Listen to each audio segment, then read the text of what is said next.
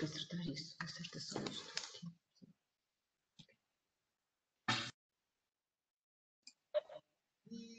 Ora então, boa tarde aos que nos estão a ouvir em casa e nos trabalhos, e portanto boa tarde a todos os oradores e oradoras e agradecemos em nome da Europe-Direct da região de Coimbra, região de Aveiro, terem aceito o nosso convite para participar neste webinar sobre a Estratégia 2030 para a região centro. Este é o terceiro webinar do dia.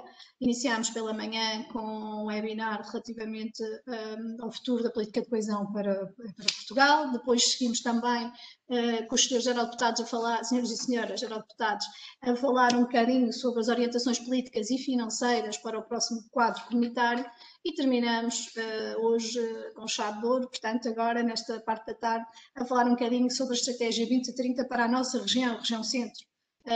Que engloba, portanto, estes dois Europe-Directs que estão aqui representados. Vamos passar a palavra ao nosso moderador de serviço, Jorge Castro, diretor da EBA e também do Centro de Informação Europe-Direct da região de Aveiro, e muito obrigado mais uma vez por terem aceito o convite. Boa tarde a todos, boa tarde a todo o auditório. De facto é chave de ouro, num dia especial para a Susana. Susana, parabéns. É um dia muito especial para si. E os parabéns por duas razões, porque hoje é aniversariante, mas também parabéns a si, Susana Ferreira e Maria Manuel Azevedo, pelo trabalho fantástico que têm desenvolvido nestas sessões, enfim, constrangidas pelo tempo que vivemos.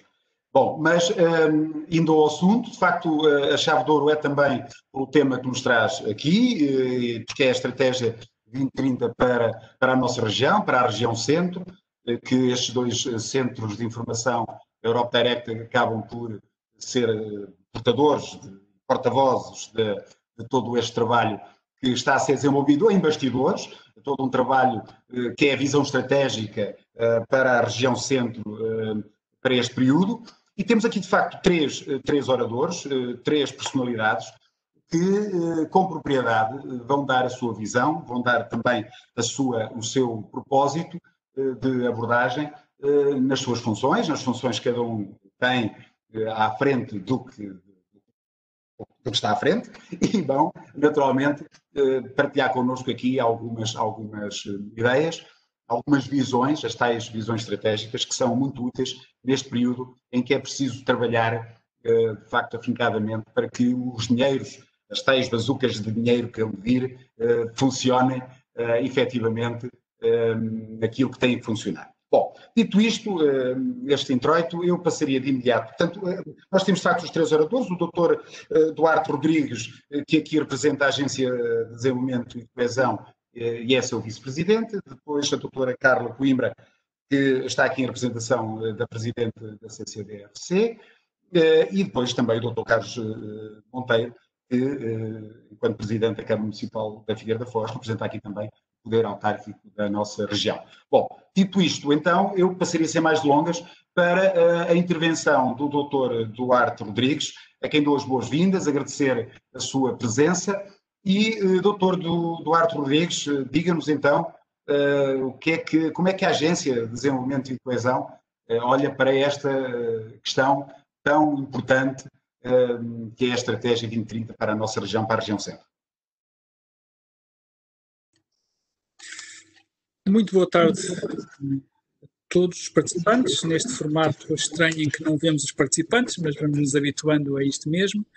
Começar por agradecer o convite dos centros Europe-Direct de Coimbra e Aveiro e saudar a iniciativa, saudar naturalmente os meus colegas de painel.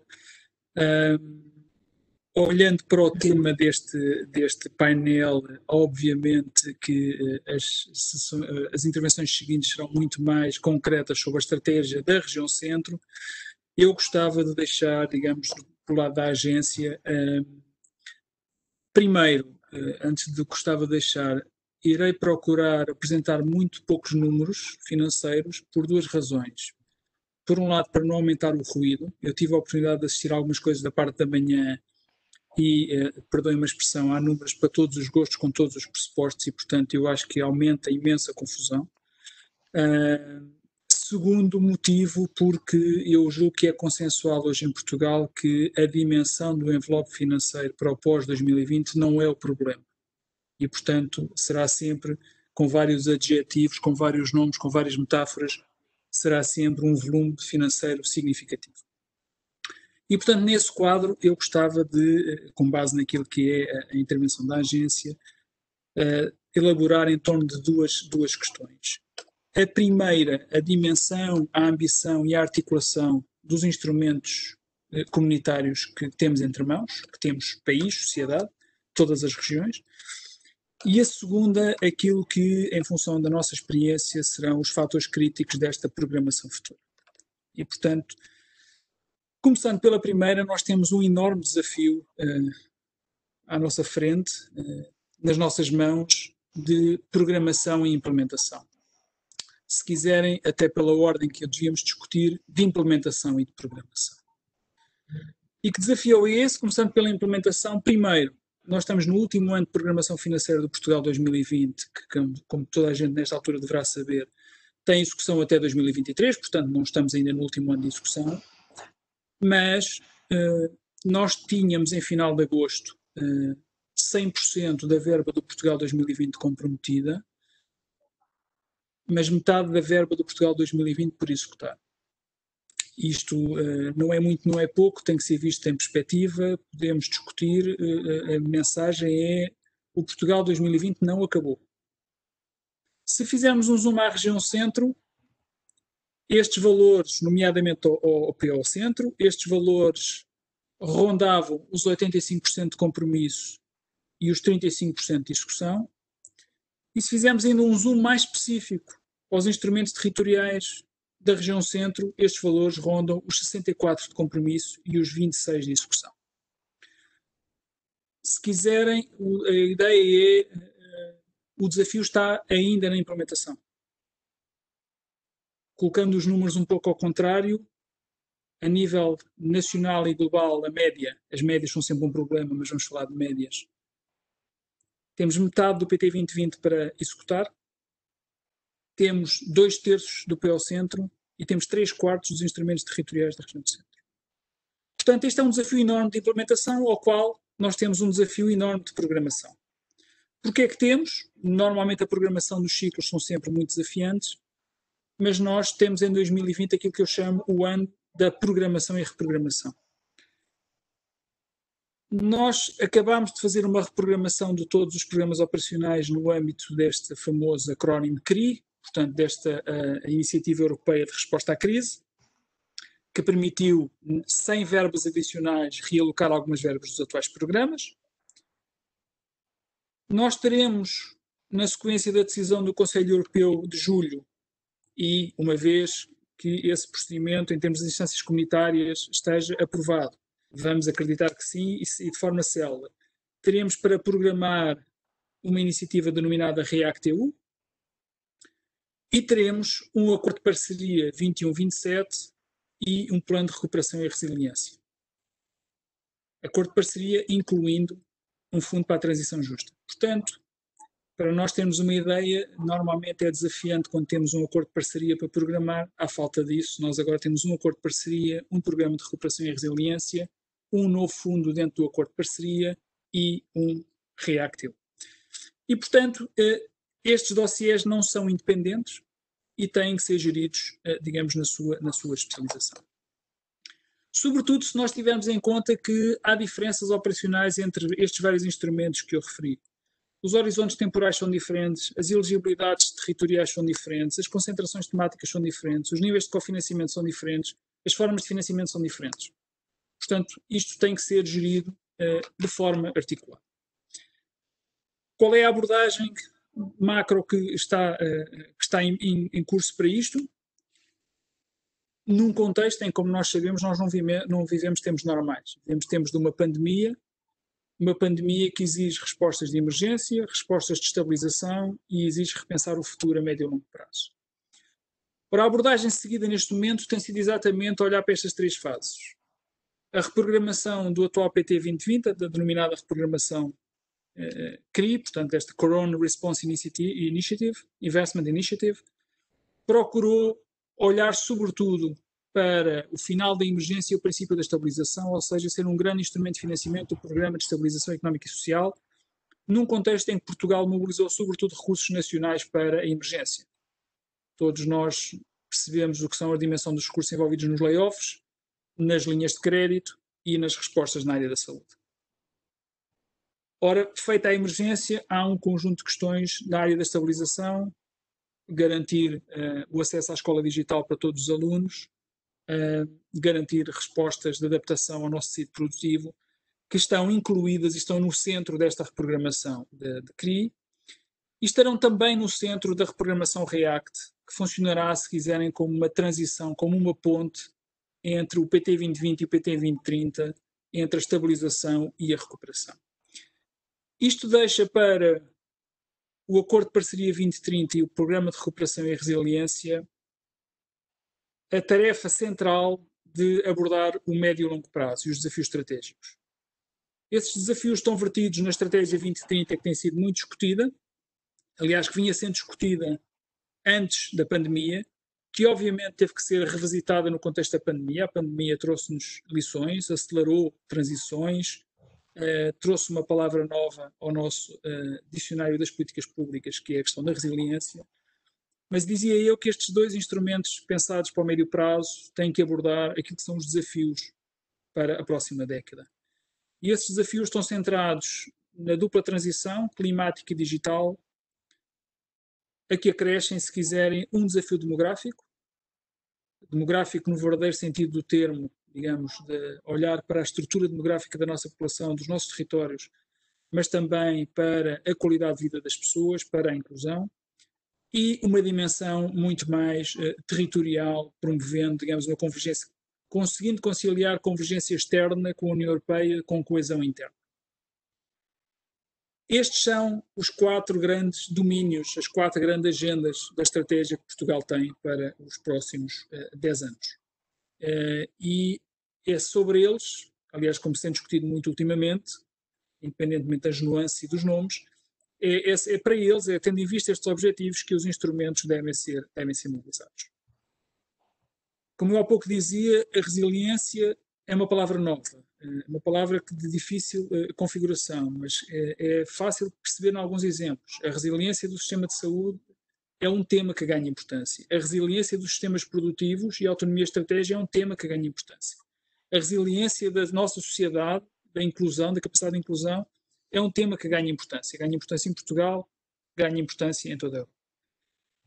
Portanto, esta primeira nota que gostava de deixar é: temos todos presente a dimensão e a ambição que temos pela frente na articulação de um ano de 2020, onde em cima de uma pandemia temos uma dimensão de programação, como eu expliquei, e não esquecer que temos um Portugal 2020 para concluir com sucesso, à semelhança do que fizemos nos anteriores anos.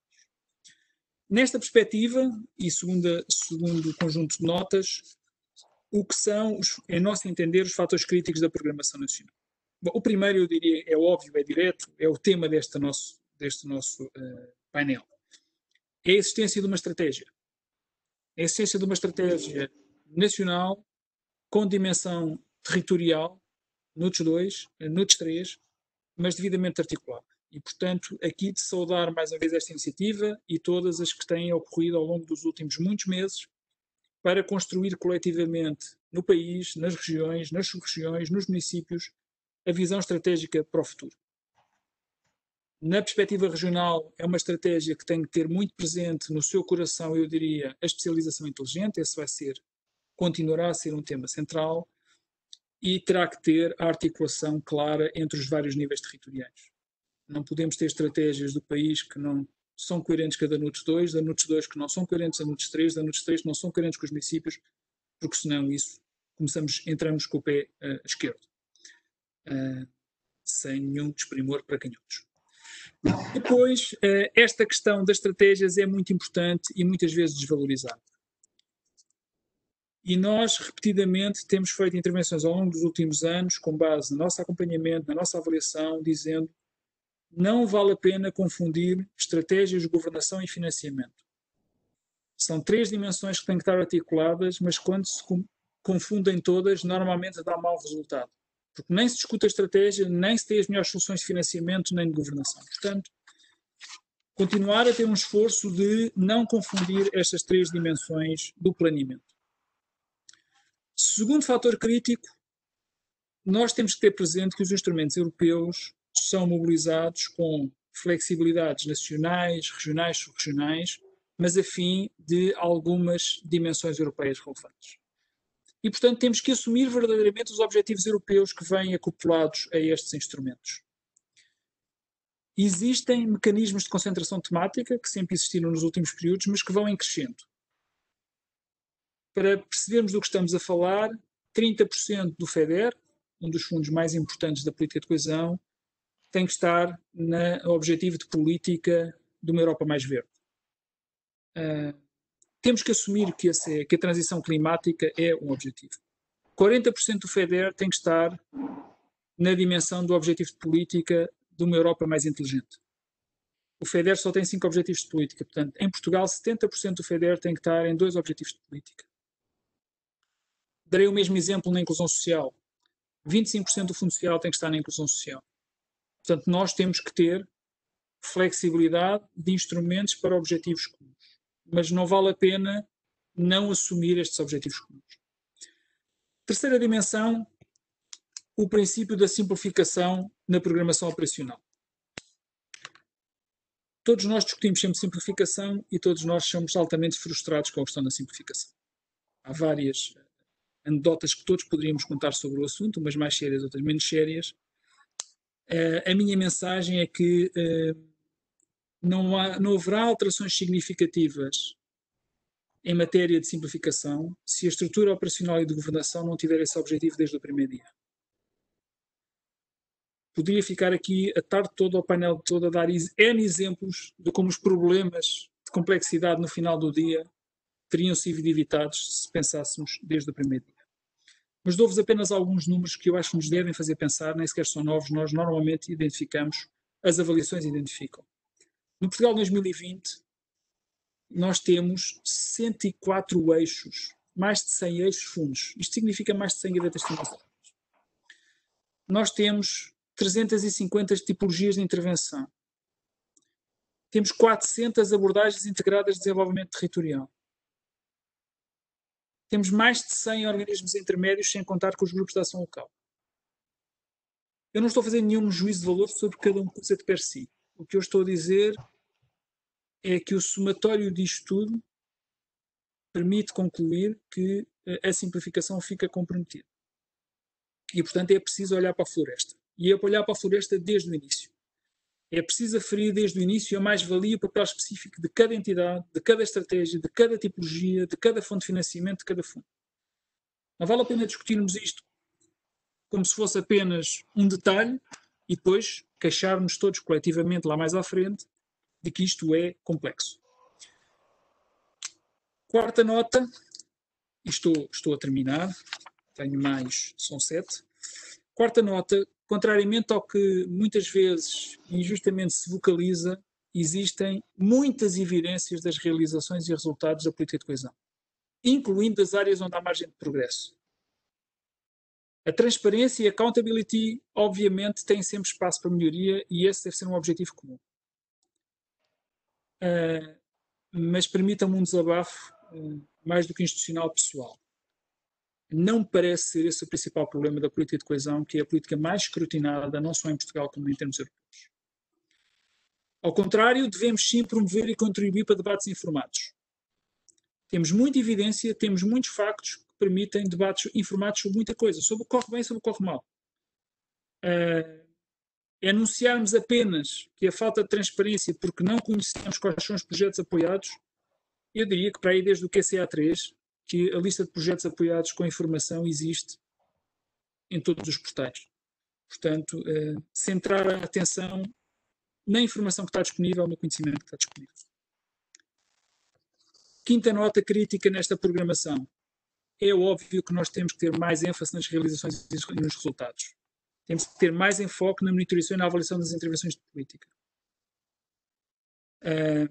As exigências desta transparência e destes resultados aos cidadãos europeus que quem financia esta política, e obviamente nós somos financiadores da política, convém não esquecer, são naturalmente e serão naturalmente proporcionais ao volume dos recursos que são colocados. Não é de estranhar que maior volume de recursos faça este bruá de maior exigência e transparência. Esse não é um problema. Esse é um bom sinal. A minha questão é, nós devemos então ter uma discussão mais objetiva sobre o que é que queremos e o que é que podemos melhorar. Obviamente que uma política desta dimensão exige, e para nós é um fator crítico, mobilizar todos os parceiros, todos os atores. Mas não vale a pena confundir mobilização com qualquer papel. E o equilíbrio que precisamos de encontrar a todos os níveis é como é que nós mobilizamos o conhecimento dos atores locais, dos atores setoriais, para dinamizar e animar processos de desenvolvimento, que é o que nós estamos a falar de política de desenvolvimento, e não, em simultâneo, não os soterramos em tarefas administrativas, burocráticas, em processos de designações e afins, utilizando alguns jargões mais específicos. Portanto, temos que encontrar esse equilíbrio e as experiências, as avaliações, dizem-nos que, por exemplo, aqui há margem de progresso, para citar apenas evidências, factos, conclusões. Por último, não é uma tarefa fácil, eu julgo que a minha intervenção deixa isso claro, e a agenda da capacitação administrativa, por muito que se tenha feito, é uma tarefa nunca concluída e, portanto, será naturalmente um fator crítico. A capacitação administrativa estamos a falar a todos os níveis. Local, regional, nacional, setorial, social, setor social, o que quiserem entender. Temos que estar todos mais capacitados para assumir estes processos. É uma tarefa inacabada que merece cada vez mais atenção e que sessões como esta de partilha de informação, apesar de não, às vezes não serem assumidas como tal, são também ações de capacitação. Temos que perceber que as ações de capacitação não se fazem apenas quando se faz um guia. Fazem-se em muitos momentos formais, informais, de troca, de partilha de informação. Desculpem se me alonguei um pouco mais, eram estas notas que gostava de deixar e naturalmente disponível para a conversa que se segue. Muito obrigado. Muito obrigado, Dr. Duarte Rodrigues, pela sua intervenção rica, muito rica, e que deixa aqui margem de trabalho aqui para a doutora Carla Coimbra. Bem-vinda, doutora Carla, que está aqui em representação da Sra. Presidente da CCDR Centro. Bem-vinda. Doutora Carla, está aqui um desafio que aqui o doutor Duarte Rodrigues acabou por lançar, mais do que desafio, uma constatação que tem a ver com estas taxas, não é? Que deu números, taxas de facto de compromisso, taxas de execução, até acabou por as referir relativamente à nossa região. Portanto, tem aqui um bom mote, se quiser pegar por aí, mas obviamente pega para o que quiser. Doutor Carlos, só favor, a palavra é sua. Muito obrigado. Não estamos a ouvir. Não estamos a ouvir, doutor Carlos. Ok, agora já está. Muito bem. Boa tarde a todos. Como estava a dizer, neste novo formato, sem conseguir ver as caras dos participantes, mas queria começar por agradecer o convite que foi dirigido à CCDR para editar este webinar, cumprimentar os restantes colegas de painel e ainda, obviamente, congratular os Centros Europe Direct da região de Aveiro e de Coimbra por esta iniciativa, que é sempre relevante para a política de coesão, e acho que estamos num momento em que essa importância é óbvia e, portanto, congratulo por isso. O tema do painel é a estratégia, não querendo fugir aos números que o Duarte apresentou e que, obviamente, nos fazem trabalhar sempre mais, diariamente, mas indo ao tema do painel, de facto, que é a estratégia da região centro para os próximos anos, para a próxima década, gostaria de começar por dar nota do processo que foi construir este referencial estratégico, como chegámos até aqui, com um calendário muito apertado e com um ano muito atípico, como todos sabemos. Tem sido um processo conjunto, participado. A estratégia regional não é uma estratégia da CCDR, é uma estratégia da região. E sendo uma estratégia da região, tem que ser um processo de construção conjunta, envolvendo os atores da região, como para nós parece fazer, obviamente, sentido. É um referencial estratégico para a próxima década que, como o Duarte referiu ao longo da intervenção, de facto tem consequências, tem ligação a muitos outros documentos de operacionalização, como é o Programa Operacional Regional e outros programas operacionais, como é a Estratégia de Especialização Inteligente. Portanto, é um referencial estratégico que nos guiará e por isso tem por isso uma importância e uma relevância muito grande. Como eu estava a dizer, por isso mesmo, para nós fazia só sentido que fosse de uma forma consensualizada. Portanto, queríamos muito chegar ao momento em que estamos com um referencial estratégico consensualizado na região e em que todos se reconhecem. Na verdade, fazendo um bocadinho aqui a calendarização, na verdade, o processo começou há cerca de um ano. Em outubro de 2019 fizemos um primeiro repto aos stakeholders da região para se juntarem a nós para discutir um bocadinho na lógica do relançamento da nossa estratégia de especialização inteligente, mas para nós foi logo muito relevante para os primeiros trabalhos da estratégia regional, porque discutimos, obviamente, o que são as prioridades estratégicas para a região, o que são os domínios prioritários para a região, em termos de especialização inteligente, mas que nos deu aqui muita matéria-prima para começar um trabalho e uma discussão do que queríamos para a próxima década. No final do ano passado, e a seguir esta região, a equipa interna da CCDR também dedicou muito tempo a um diagnóstico aprofundado da situação da região, um diagnóstico dos constrangimentos, do que é que tínhamos pela frente, do que é que tínhamos conseguido fazer ao longo dos últimos anos e o que ainda nos esperava e o que é que ainda tínhamos mais para fazer nos próximos anos. E conseguimos construir, com base nestes inputs, de facto, um primeiro documento de trabalho de lançamento da discussão da estratégia regional. Assim, com esse primeiro documento de trabalho, a 13 de janeiro de 2020, portanto, logo no início do ano, promovemos uma reunião aberta a toda a região, ultrapassámos largamente as 200 de participantes na reunião, foi muito interessante, muito discutida e com muitos contributos e muitas intervenções logo com base naquele primeiro documento, e que percebemos que iria ser o processo, como o tínhamos imaginado, iríamos conseguir. Portanto, um processo de facto participado e com interesse de todos. E quando eu digo interesse de todos, estamos a falar de intervenções e de participação individuais, mas também institucionais de natureza muito diversa. Entidades locais, regionais, nacionais, associações empresariais, associações setoriais, muito interessante. Seguiu-se a isso, portanto, a essa reunião aberta de janeiro, com esse primeiro documento, seguiu-se a isso um trabalho depois de construção e de colagem de tudo isto para que fizesse sentido.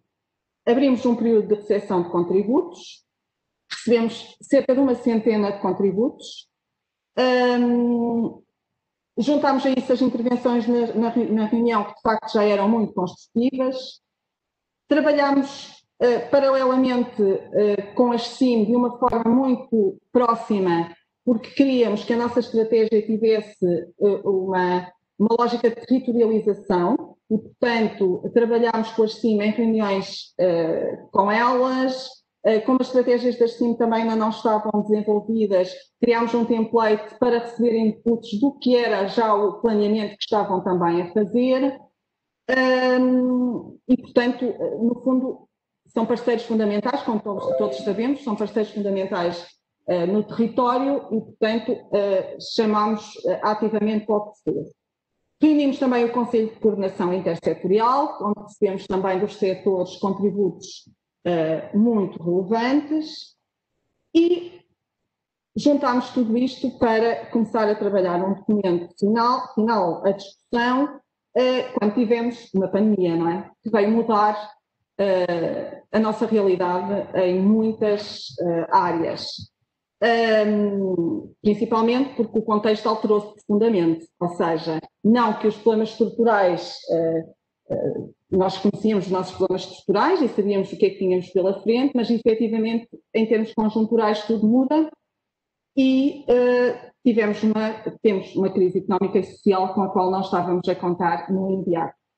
Mas a nossa estratégia, estando em construção, quisemos também que isso estivesse já incorporado no que eram os nossos desafios e, portanto, tivemos que integrar essa nova realidade neste momento estratégico. Para além disso, obviamente que a nossa estratégia não estava, tinha que estar alinhada com as estratégias nacionais, europeias, de que o Eduardo também já falou, e, portanto, tínhamos aqui novos alinhamentos, porque as próprias estratégias nacionais e europeias tiveram que se adaptar, temos um plano de recuperação e resiliência para levar à frente, e, portanto, tivemos que incorporar também isso no plano.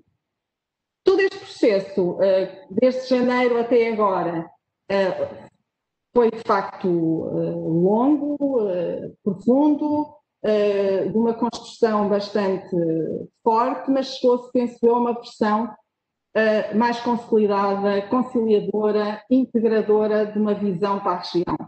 Ou seja, partimos de um documento de trabalho em que já apresentávamos algumas pistas de visão para a região, mas neste momento, obviamente, depois de todo este trabalho de construção, temos um documento com uma visão mais consolidada do que queremos para os próximos 10 anos. Esse documento já está disponível desde setembro, esteve em consulta pública durante todo o mês de setembro, está disponível na página da CCDR.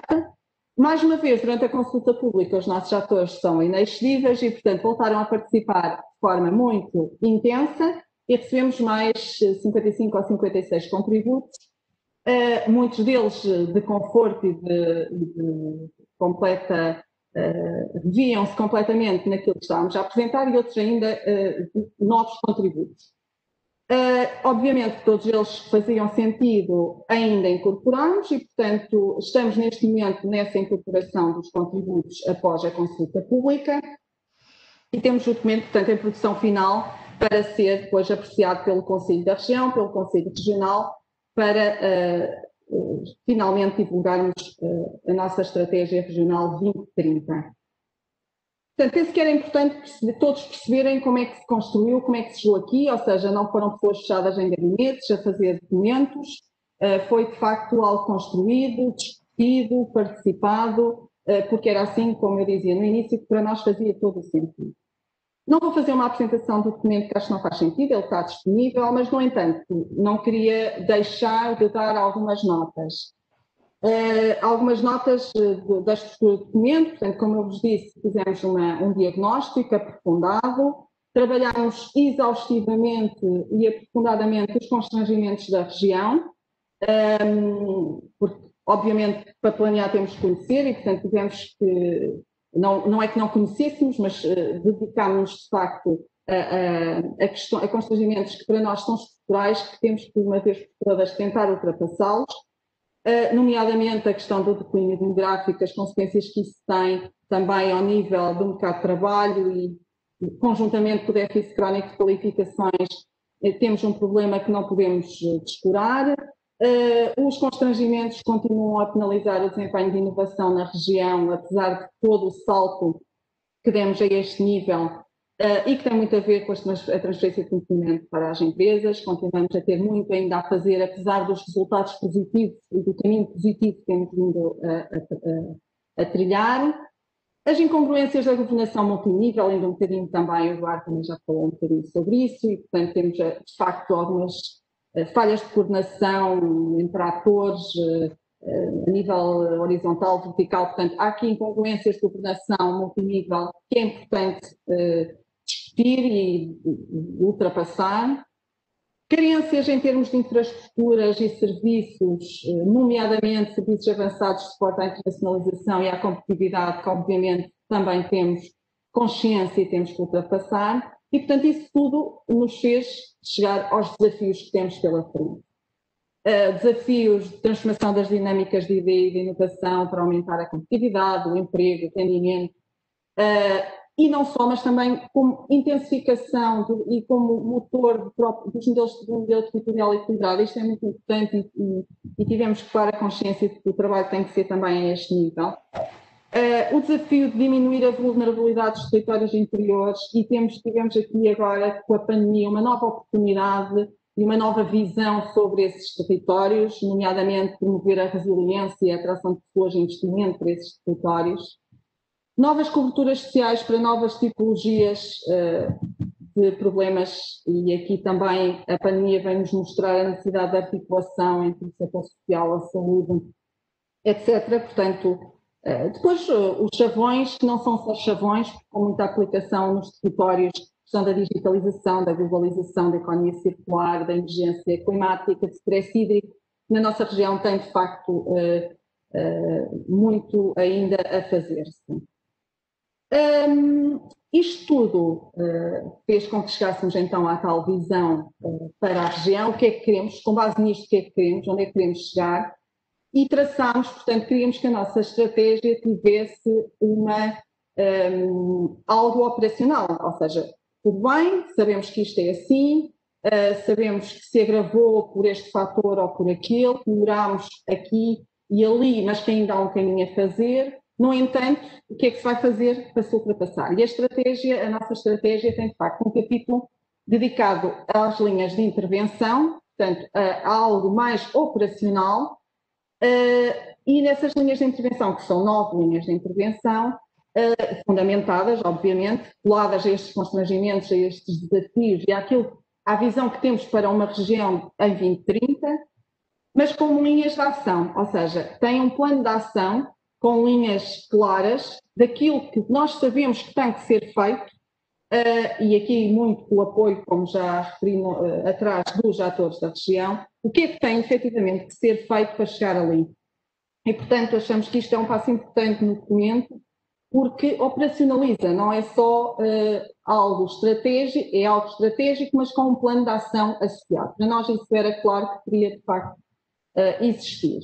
Só de forma muito breve, as linhas de ação, só mesmo em termos de título, depois veem com cuidado no documento. Reforçar e diversificar territorialmente as dinâmicas de inovação, promover a melhoria das condições de conectividade digital e de mobilidade em geral, e aqui também ligado à questão da internacionalização, da fixação de recursos humanos em territórios mais vulneráveis, a capacitação de ativos, etc. Terceira linha de ação, valorizar e densificar o sistema urbano regional. Combater as fragilidades e vulnerabilidades dos diferentes tipos de território da região, e aqui muito ligado à potencialidade dos serviços de interesse geral e a uma nova gestão desses serviços de interesse geral, aproveitando uma região como temos policêntrica. Adaptar proativamente a região à emergência climática e à descarbonização, sociedade de baixo carbono, a economia circular, novos modos de produção, isto também é muito importante, novos modos de produção agrícola e florestal, etc. Sexta linha de ação, acelerar a concepção e a operacionalização das respostas a novos e sociais. Sétimo, promover e reforçar a melhoria de qualificações de ativos e da população em geral. Oitavo, promover as melhores condições para a internacionalização e cooperação internacional. E depois o nono é a articulação com as agendas nacionais, europeias, mundiais. Termino assim as mensagens, portanto, o que foi o processo, estamos muito satisfeitos com ele pela forma como foi participado. O documento, como vos disse, está na reta final. Portanto, nos próximos dias vai ter o seu processo finalizado e pronto, penso que passei as mensagens que gostava. Obrigada a todos mais uma vez. Doutora Carla Coimbra, muito obrigado pela sua intervenção, muito importante, porque nos deu a conhecer de facto o processo, porque por vezes escapa-se-nos essa necessidade de ter essa leitura que todos devemos ter quando nos é apresentado um documento, e é de realçar e é de sublinhar de facto essa participação que me referiu, esse envolvimento da região, quer a título de pessoas, quer ao nível associativo e também as CIMs, portanto é muito importante esse registro de um documento que realmente é um documento que não é um documento de gabinete, é um documento que saiu do gabinete, viajou quando tinha que viajar, para agora termos à beirinha aí um documento final. Muito obrigado. Ora bom, isso vai acabar por nos dar, enfim, o que referiu, vai acabar por dar um mote aqui para a intervenção do Sr. Presidente da Câmara Municipal da Figueira da Foz, o Dr. Carlos Monteiro, que é um homem que está com as políticas de proximidade, não é, Sr. Presidente? O Sr. Presidente está com as políticas de proximidade. Há pouco o Dr. Duarte Rodrigues, enfim, dizia aí, assim, en passant, mas ele dizia que, enfim, havia a necessidade da coerência entre as políticas de NUTS, designadamente a NUT 2, a NUT 3, e depois, Sr. Presidente, quem está com este trabalho hérculo de política de proximidade como Presidente de Câmara está, bom, como é que o Sr. Presidente, entre outras coisas com certeza nos vai falar, como é que o Sr. Presidente Carlos Monteiro como é que vê esta questão da coerência de políticas, tendo essa responsabilidade de, em proximidade, executá-las, ainda mais agora, com algo que ainda agora foi referido pela doutora Carla Coimbra, e muito bem, com esta pandemia que nos aparece e que nos faz assentar neste binómio importantíssimo, fundamental, que é, de facto, o lado económico e o lado social, que tem que ter aqui uma importância, uma relevância importante, particular na aplicação dos dinheiros, com certeza, mas sobretudo no desenho ou no redesenho das políticas para esta década. Sr. Presidente, a palavra é sua. Muito obrigado. Muito obrigado, boa tarde a todos.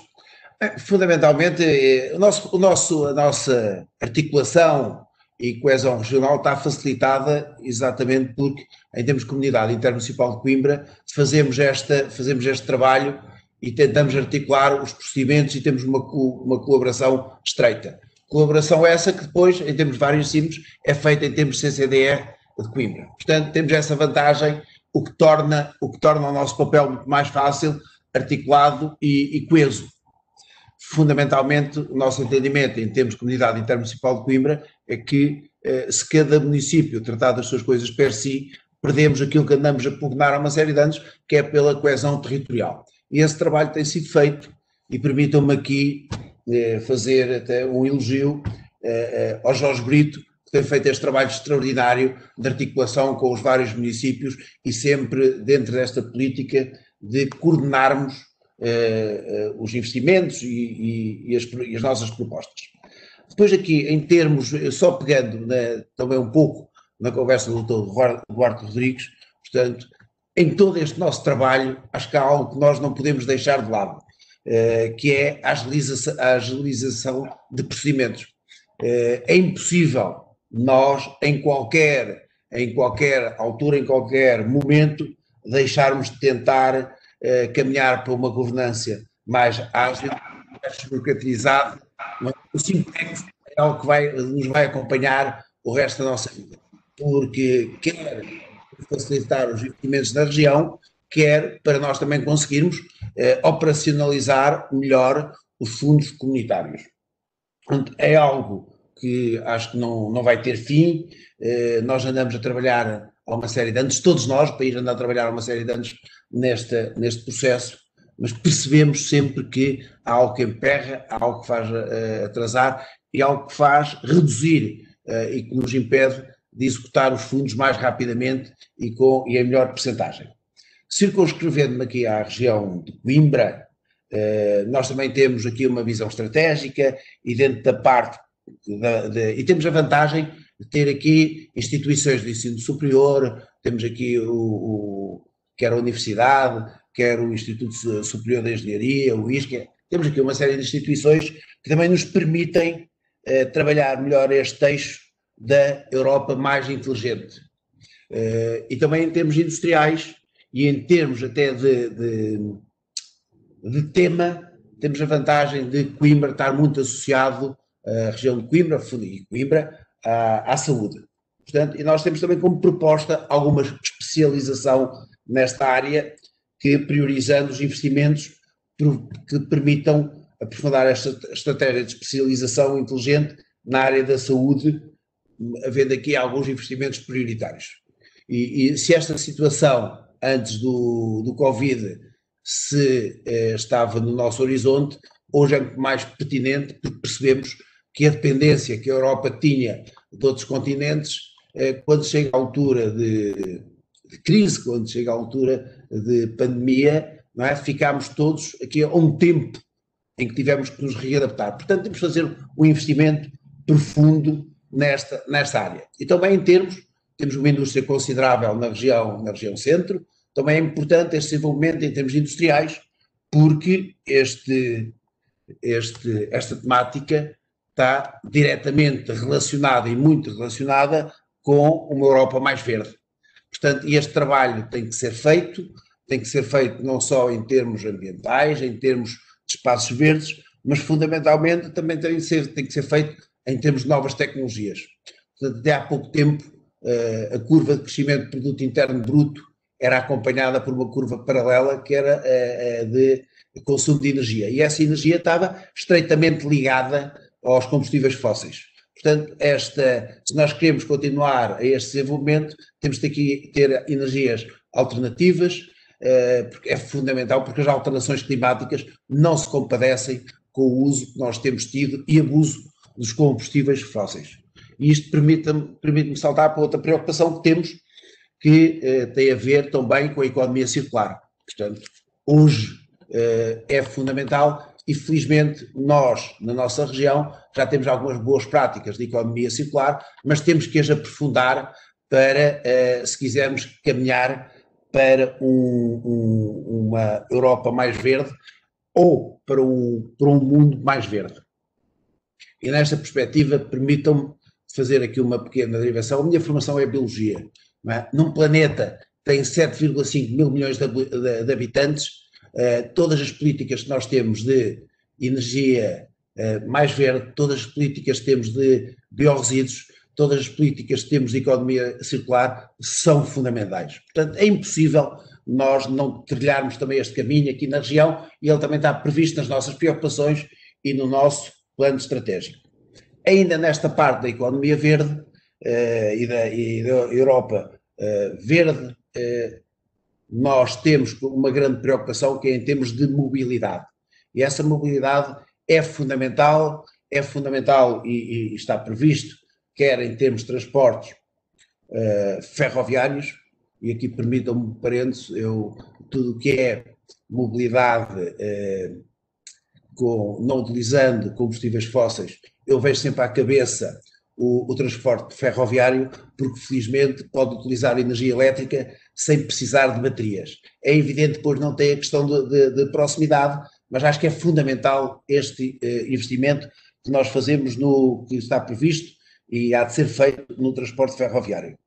Permitam-me aqui um parêntese, nós temos também a tentação de achar que o nosso transporte ferroviário não é muito utilizado e nós somos dos países, tirando os países do norte, que mais utilizam o transporte ferroviário para fazer transporte de mercadorias.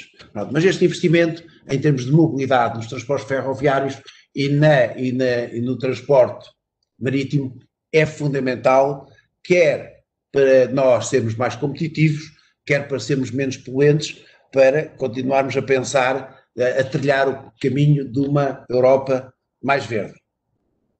Depois, e aqui é importante, mas também estamos a trabalhar, mas há muito trabalho a fazer em termos da mobilidade, de transporte também de passageiros, darmos um salto significativo, porque se queremos um território coeso, independentemente de todo um conjunto de fatores que são fundamentais, a mobilidade é fundamental e as comunicações. Penso que hoje está a ser dado esse salto em termos de país, ainda agora tive uma operadora que tinha objetivos de até 2020 ter 90% dos fogos do concelho coberto com fibra óptica, portanto, e agora reavaliou e a ideia é até 2021 temos 95% dos fogos cobertos com fibra óptica. E nesta altura de pandemia nós percebemos que quer a mobilidade, quer as comunicações eram fundamentais.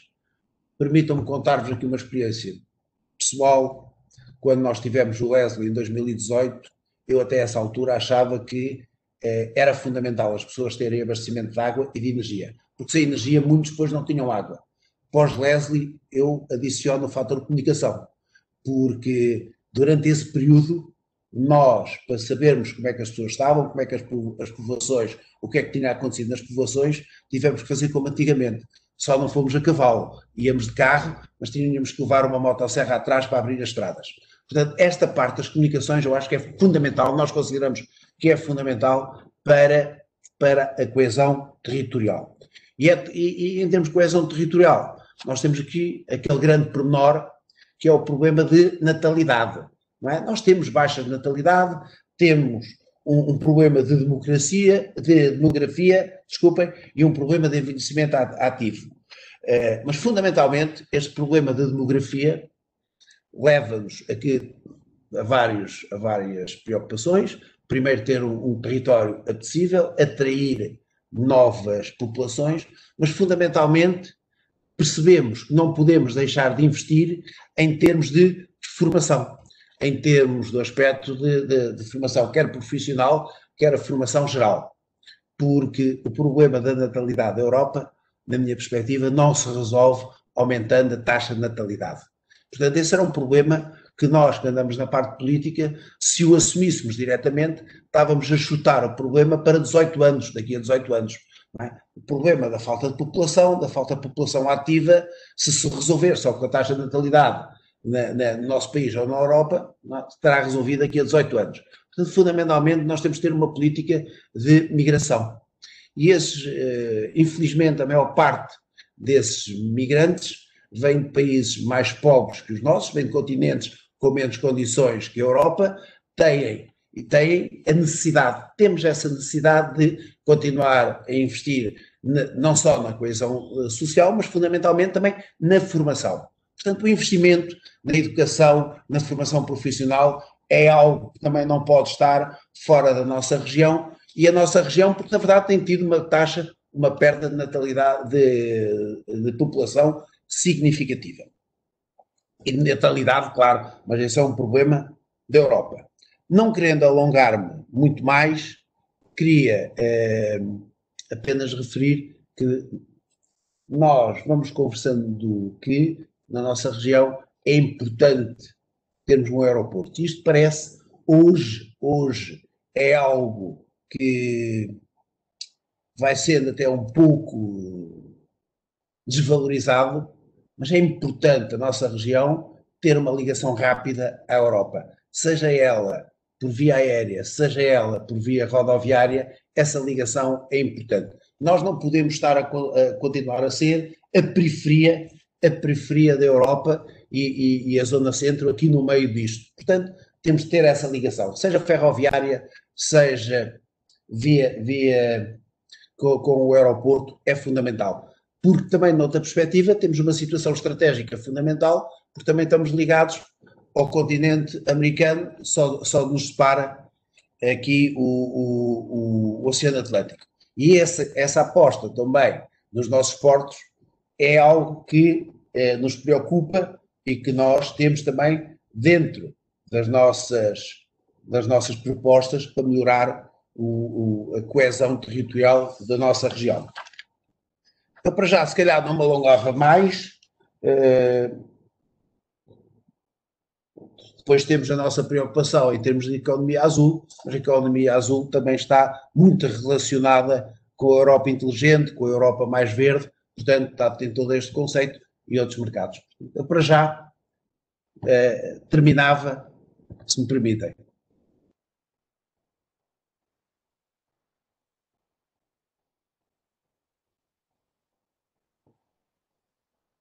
Jorge, sim. Nós estávamos a ouvir. Sim.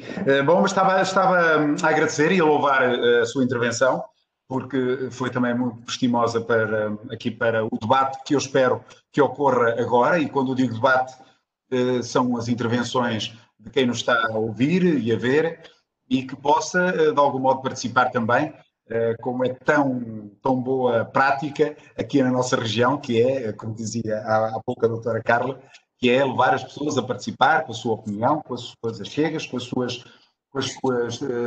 sugestões, E, portanto, o debate está aberto. É muito interessante, foi muito interessante perceber que os três intervenientes estão perfeitamente alinhados.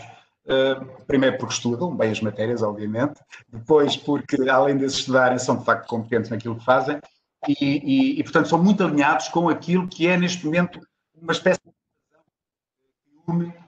que os une, cada um, de facto, no seu papel, um papel mais macro, se quisermos, pôr as coisas assim, do ponto de vista da agência, depois, enfim, no território regional, nesta luta nesta luta regional, e, portanto, e depois mais de proximidade também ao nível de uma Câmara Municipal, mas que também, obviamente, no âmbito da SIM. E, portanto, ter este alinhamento dá-nos tranquilidade, nós, cidadãos, enfim, que estamos preocupados, obviamente, com a nossa região e queremos que a nossa região seja uma região mais capaz e também mais feliz, porque não? Ser mais capaz e mais feliz é perfeitamente compatível na nossa região isso acontecer e, portanto, esse alinhamento leva-nos a dar-nos tranquilidade, leva-nos a ter tranquilidade e, ao mesmo tempo, a ser otimistas naquilo que é esta programação e nesta visão estratégica para este período. É de realçar aqui, na primeira intervenção, o facto não foi bem isto que disse, mas eu tomei nota na minha cabeça disto, que em boa verdade, o dinheiro, independentemente da quantidade, vamos deixar a questão, vamos deixar a discussão noutro ponto. O dinheiro não é problema. Dizíamos, não disse exatamente assim, mas depreendemos isto do Dr. Duarte Rodrigues. O dinheiro não será um problema. O problema é como é que se aplica o dinheiro. Como é que se olha para este quadro que aí vem de aplicação de dinheiro, aplicá-lo mais e melhor, efetivamente mais, porque aquilo que nos foi dito do ponto de vista da execução, não sendo preocupante, mas não sou eu que vou dizer, dirão quem nos está a ouvir e a ver se os preocupa ou não, ou até os próprios intervenientes poderão voltar a pegar nesta questão. Portanto, não vou discutir se é preocupante ou não, mas obviamente que nós queremos que tudo aquilo que os tais 100% que se falou de programação e que está de facto já alocado, seja de facto executado. Se assim for, todos nós temos a lucrar, todos nós temos a beneficiar, a nossa região beneficia naturalmente que os 100% sejam executados e sejam aplicados, porque nós, cidadãos, precisamos de viver melhor e também mais, obviamente.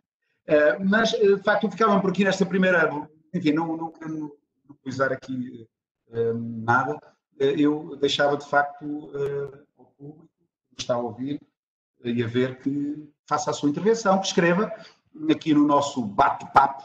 Eu gostaria de fazer uma questão, Jorge, se não se importar já agora. Só chamar. Susana, o dia é seu. Realmente é assustador, pronto, ver efetivamente a diferença que existe entre a taxa de compromisso e a taxa de execução neste momento, não é? Eu já fui técnica analista em tempos e, portanto, passei até pela análise de algumas candidaturas do SI2E. Há pouco a senhora Secretária de Estado da Valorização do Interior falou sobre até o número de candidaturas que houve relativamente ao mais coeso, os milhões de euros que estão alocados efetivamente a estas iniciativas. A questão que se coloca aqui é, não haverá e não continua a haver um excesso de burocracia, na vossa opinião, nos fundos europeus, que depois impede que esta execução não seja tão célere como desejada? E muitas vezes desistem, não é? Sim. Alguém quer tomar a palavra? Dr. Duarte, doutora Carla, Dr. Carlos? Se algum de vós quiser pegar. Posso começar. Reparem que eu comecei por dizer que não ia referir números, porque basicamente os números têm que ter o devido enquadramento. O único número que eu referi, obviamente, é um número que é público trimestralmente, a todos os níveis que eu vos disse. Portanto, quer a ADC publica trimestralmente informação sobre compromisso e execução de todos os instrumentos, tem um reporte específico sobre instrumentos territoriais, o PO Centro tem um zoom específico na sua região também nesta dimensão e, portanto, devemos discutir com base em informação, com base neste tipo de informação. A mensagem que eu queria passar não tem a ver, como aliás acho que foi bem percebida, não tem a ver com saber se é muito ou se é pouco, e já vou à questão da burocracia. Foi apenas uma mensagem, até porque o diferencial entre compromisso e execução sempre existiu.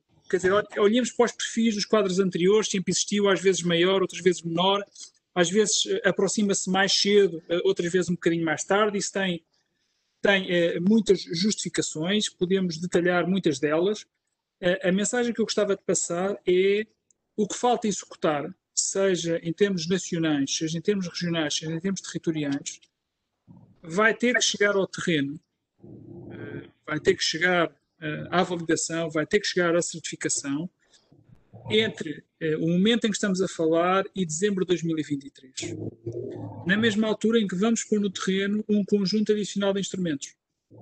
E, portanto, a mensagem implícita, se quiserem, é: temos que estar focados na boa programação do futuro, mas, por favor, não olhemos apenas para isso e não nos vamos distrair do que temos para fazer ainda.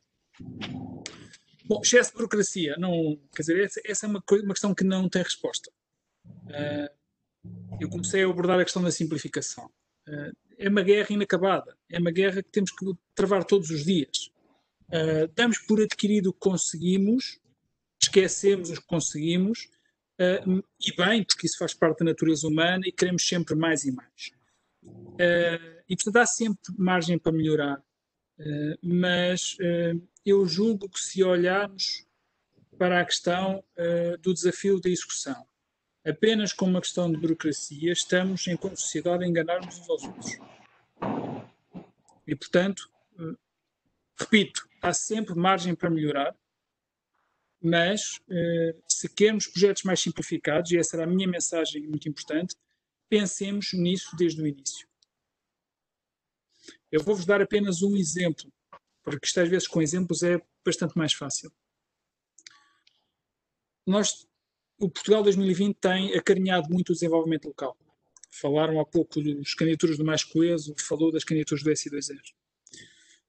Nós temos um envolvimento enorme, muito capilar, de atores do desenvolvimento local, como sabem, dos grupos de ação local, o instrumento. Mas nós temos que pensar e temos que avaliar se, com esta capilaridade, com esta proximidade, com esta animação territorial, o resultado que obtivemos na primeira ronda do SI2R, em termos nacionais, foram 11 mil candidaturas, das quais mais de metade não passaram à admissibilidade. E está aqui, quem sabe, bastante melhor do que eu, que dá tanto ou mais trabalho ter uma candidatura que não é aprovada do que ter uma candidatura que é aprovada. Portanto, se nós não pensarmos nas nossas políticas públicas, nos nossos mecanismos, para ter a carga certa, depois vamos nos queixar da burocracia, naturalmente.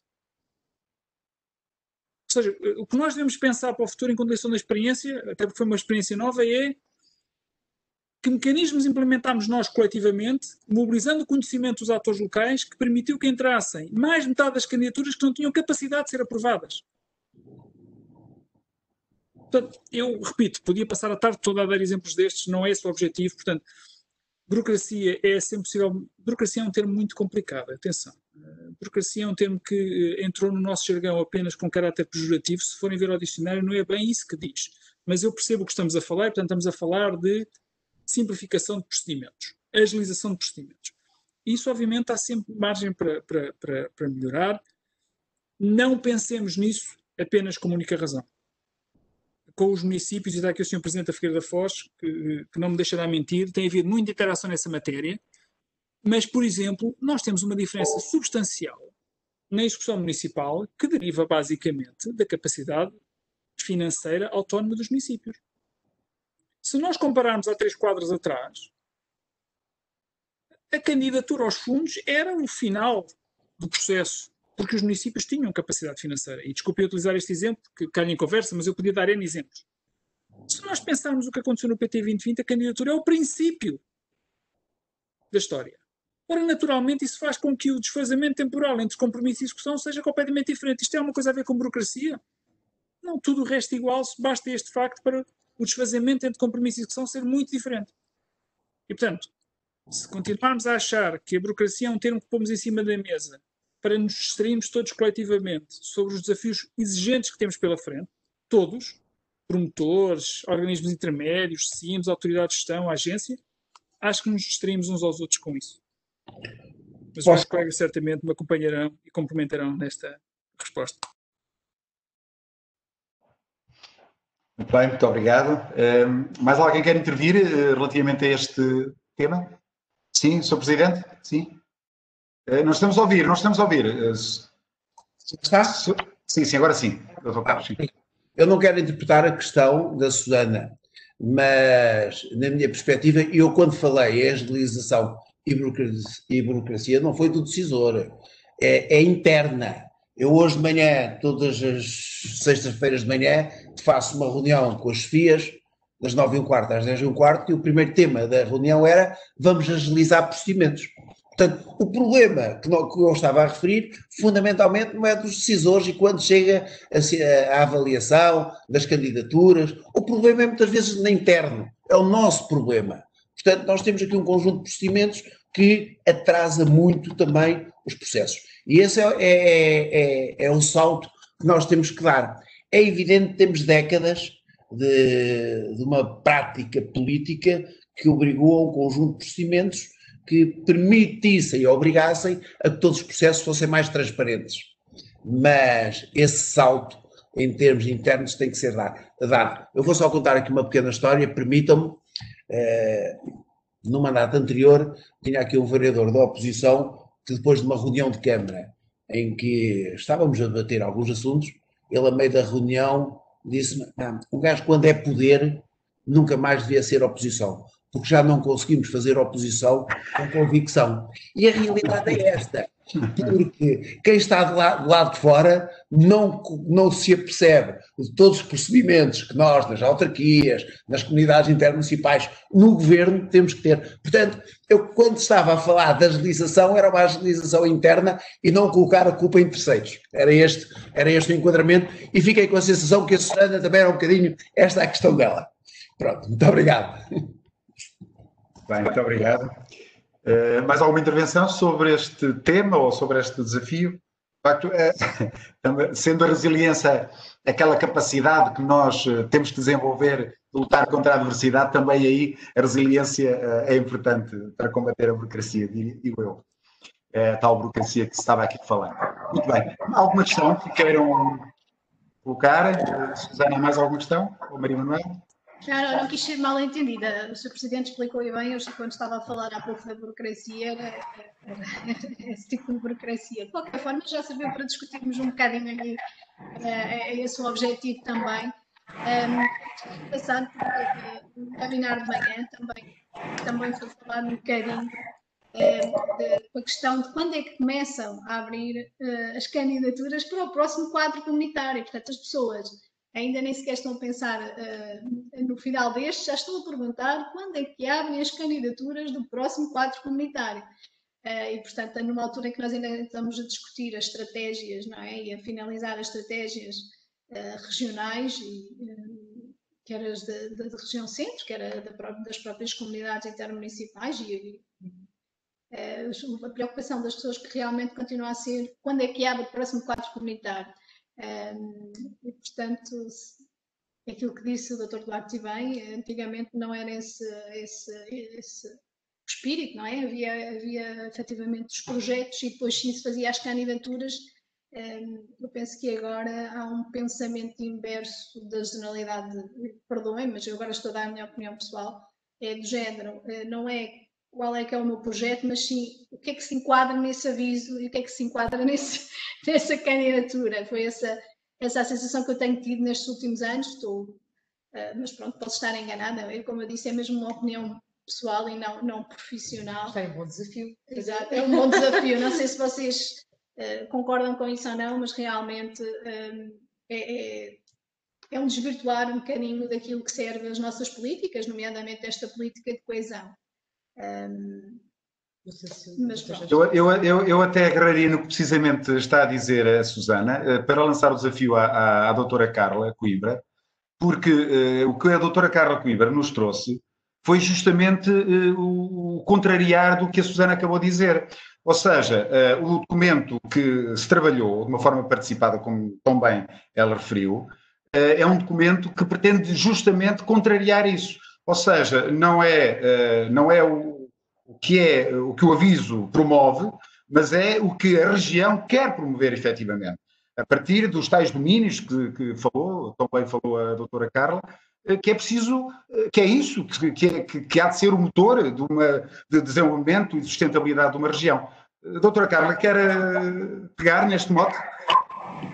Sim, é efetivamente isso. Ou seja, o que nós queremos para a região não pode estar preso a um instrumento financeiro, a um único instrumento político. Obviamente que o que nós pretendemos para a região é um conjunto de objetivos onde se vão enquadrar instrumentos de política de coesão, como orçamento de Estado, investimentos pensados pelos ministérios, como projetos europeus, internacionais. Portanto, não se pode, de maneira alguma, colar uma estratégia a fundos europeus ou a programas operacionais apenas.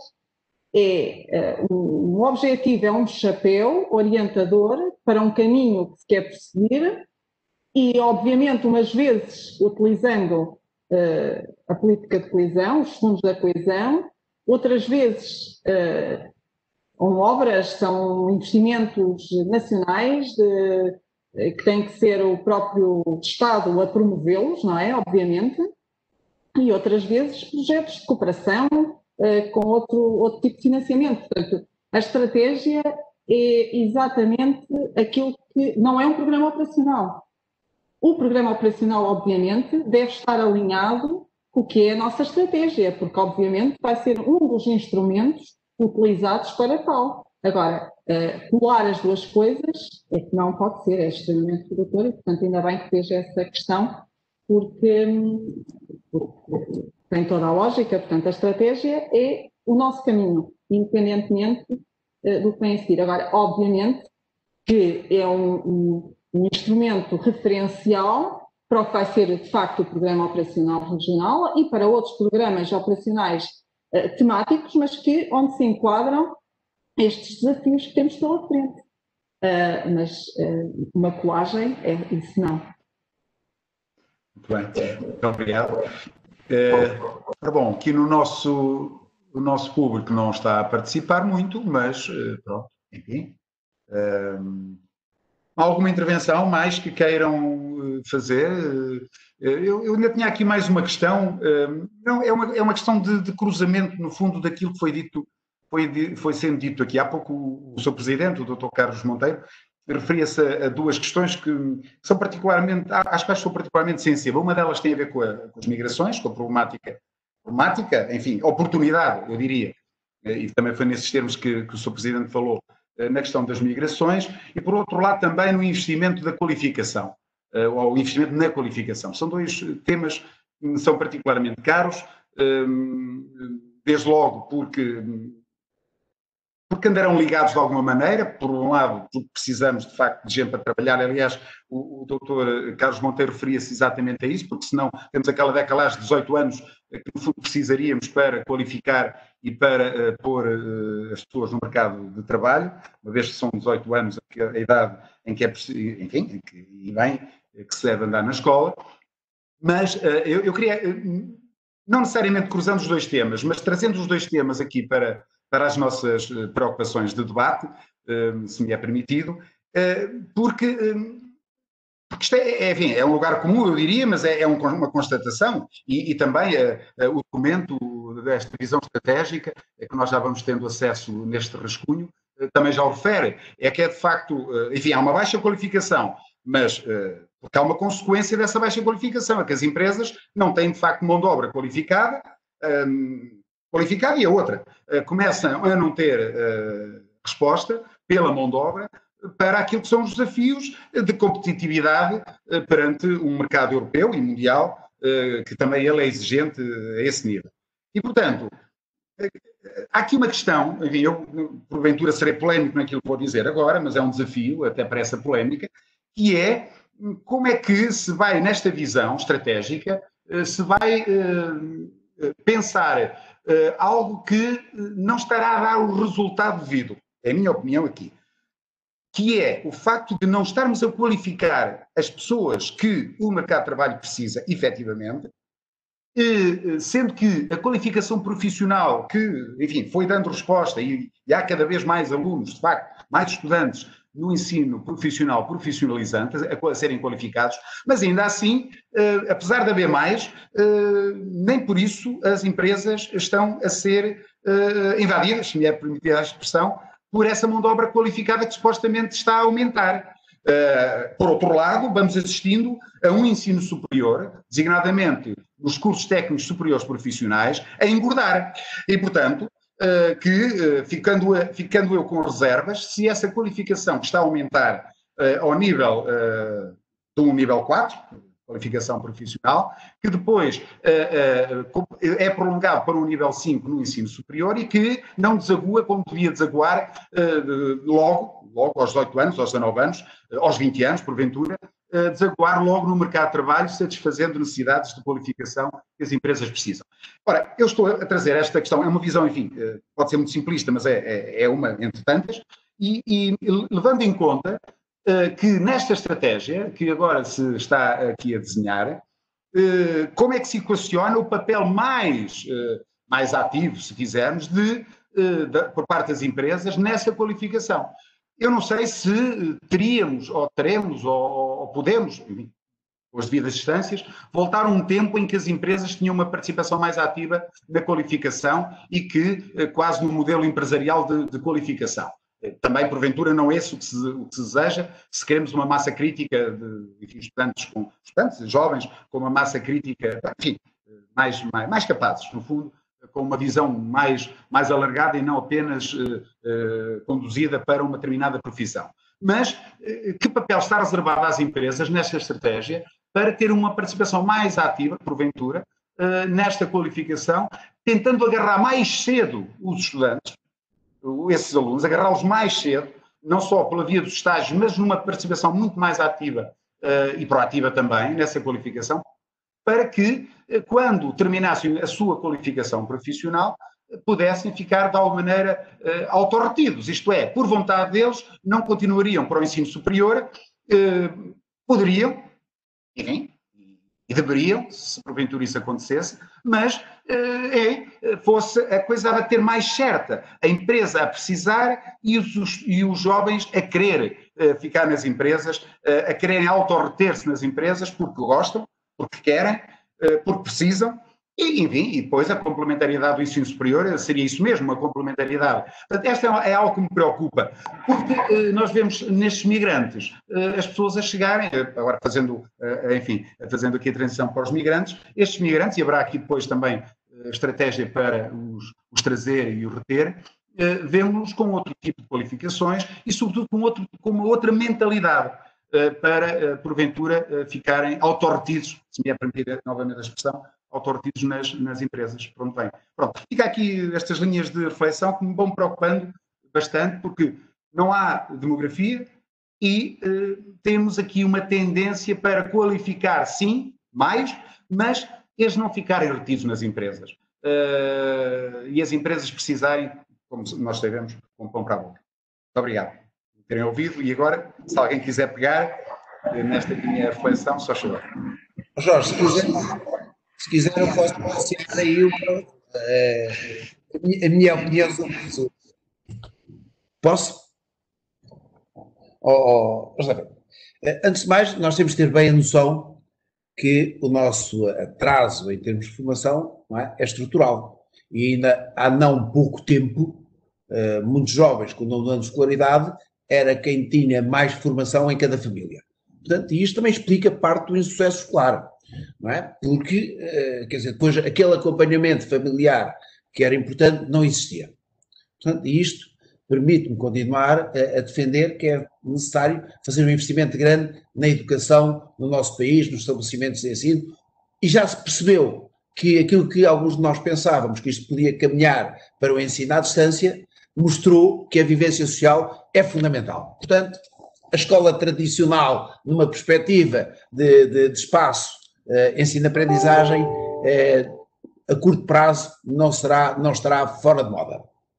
Depois, também, dar aqui a nota que hoje estamos a pagar aquilo que acontecia antes do 25 de Abril, quando os alunos saíam de cursos industriais e comerciais, não é? Eram mal pagos e eram desvalorizados. Hoje toda a nossa linguagem, sou doutor, sou engenheiro, ainda vem desse tempo, não é? E é muito portuguesa, não é? Na maior parte dos países da Europa está perfeitamente ultrapassada. Pronto, mas estamos a pagar e hoje, felizmente, aquilo que estava a dizer está a sofrer alguma reversão. Hoje as famílias já percebem que um técnico qualificado, quer seja eletricista, quer seja canalizador, pode ter um estatuto tão importante como um indivíduo licenciado. Esta acho que é aquele caminho que se está a fazer relativamente devagar, mas é importante. Mas depois também, a mim não me incomoda, achando que os cursos profissionais são importantes, não me incomoda que haja uma base de formação de banda larga.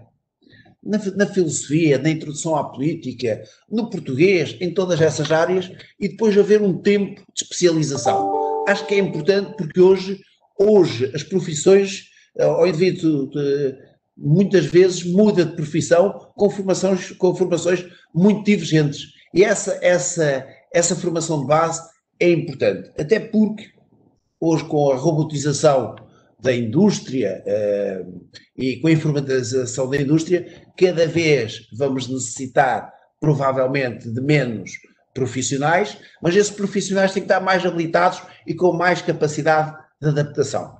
Portanto, a formação profissional nesta perspectiva, a mim não me incomoda que se tenha formação superior, incomoda-me é que o facto de ter formação superior iniba quem a tem, ou de alguns que a têm, de ter algum trabalho que é que até o momento tem sido menos valorizado do ponto de vista profissional.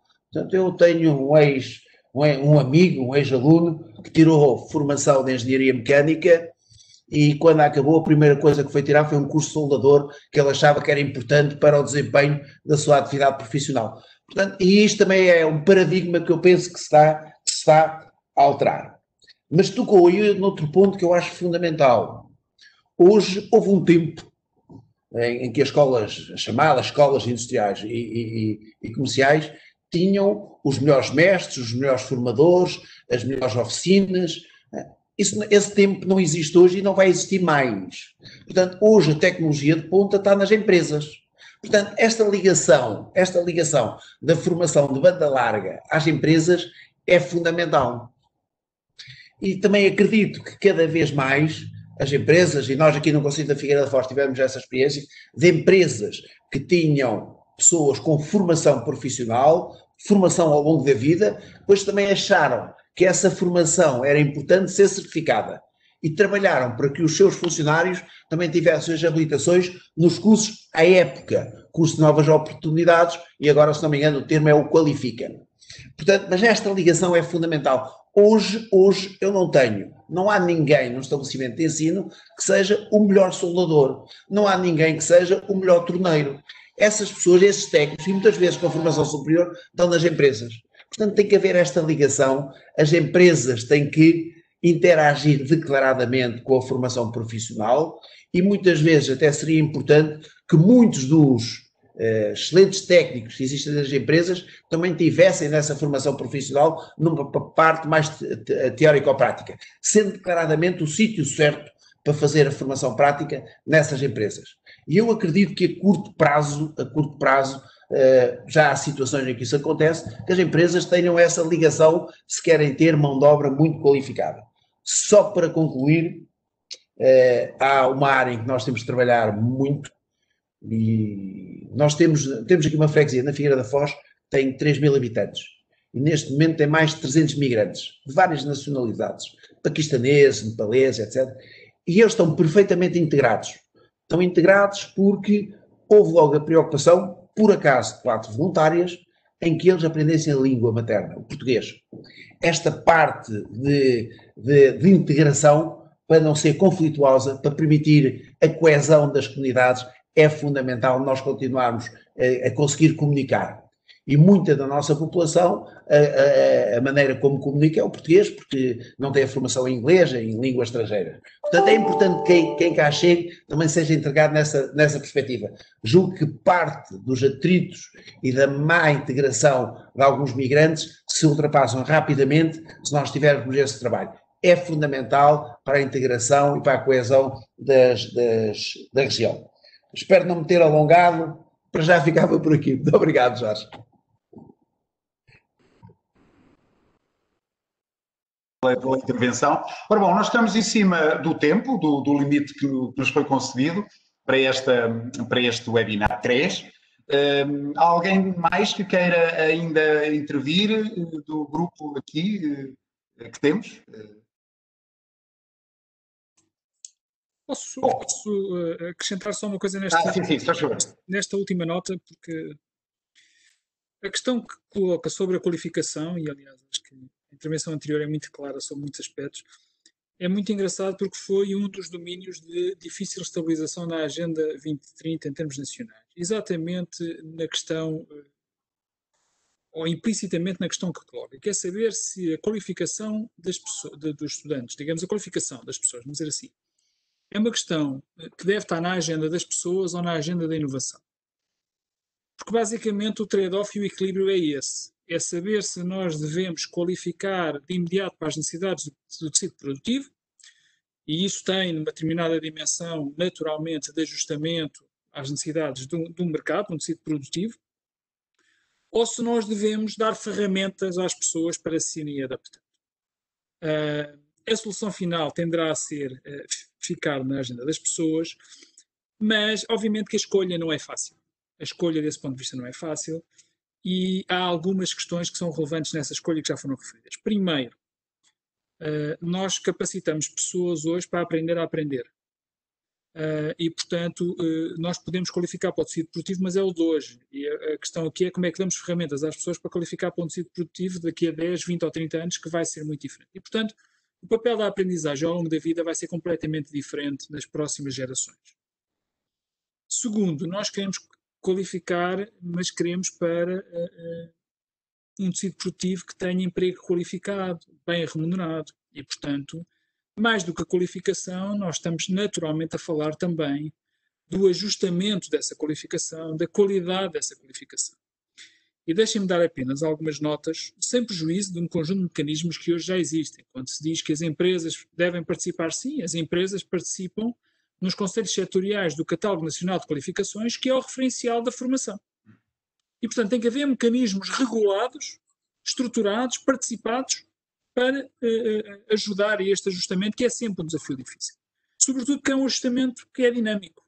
O tecido produtivo daqui a 5 anos será completamente diferente do de hoje, daqui a 10 ainda mais.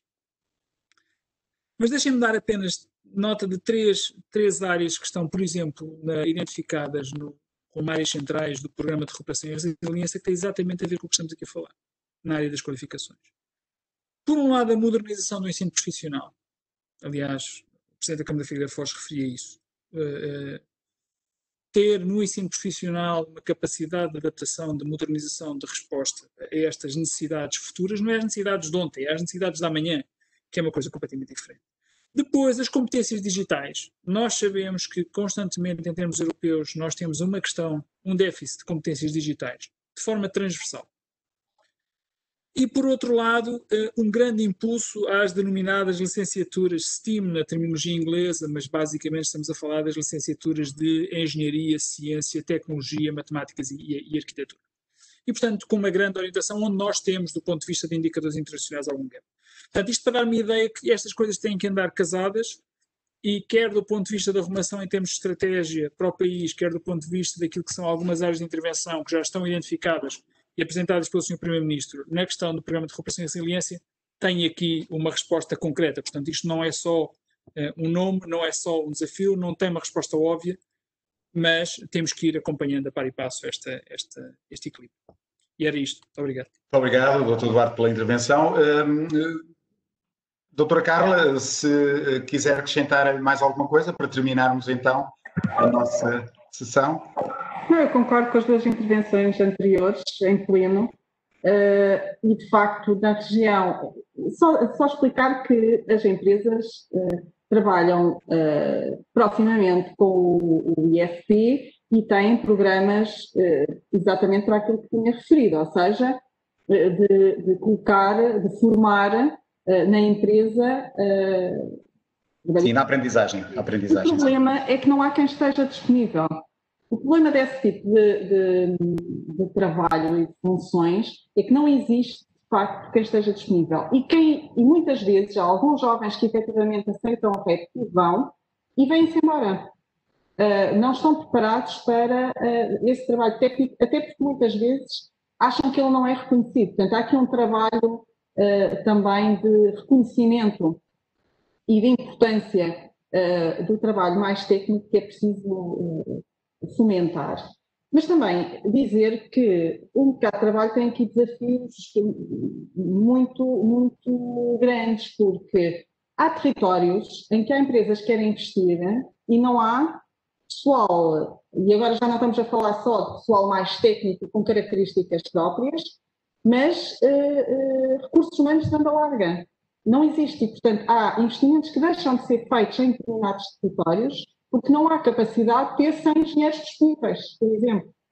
E portanto há aqui um conjunto de políticas que têm que ser coordenadas e que têm que ser fomentadas para que isto não aconteça, não é? São territórios que muitas vezes necessitam muito deste tipo de investimentos, não é? E depois a questão, efetivamente, do envelhecimento da população. Isto está muito associado. Nós vamos ter aqui um problema de mercado de trabalho que está associado também a esta perda populacional, a este envelhecimento, que tem que, de facto, se repensar as características do trabalho a partir de determinada idade, não é? Portanto, isto é tudo um mecanismo, são questões que estão associadas e que têm que também nos fazer pensar, e isso também está de alguma forma, bem como a política de migração, também está de alguma forma refletido na nossa estratégia, porque temos obviamente noção desta questão. Depois, como dizia o Duarte, o problema da qualificação é que isto é tudo muito rápido e estamos a qualificar num determinado caminho, de facto estamos num processo de alteração de perfil de especialização em determinadas áreas em que a requalificação tem que ser possível. Portanto, é a qualificação, mas também a requalificação e como fazê-la rapidamente. E depois a questão das competências digitais, mas isso este ano vem-nos mostrar mais do que nunca que de facto, não se pode deixar para trás. Bom, muito obrigado. Bom, eis um tema que dá para um outro webinar, é exclusivo. Não o próximo, porque o próximo já vou falar sobre ele, mas quero, portanto, antes de terminar, obviamente, agradecer Carla, agradecer Duarte, agradecer Carlos, a vossa participação.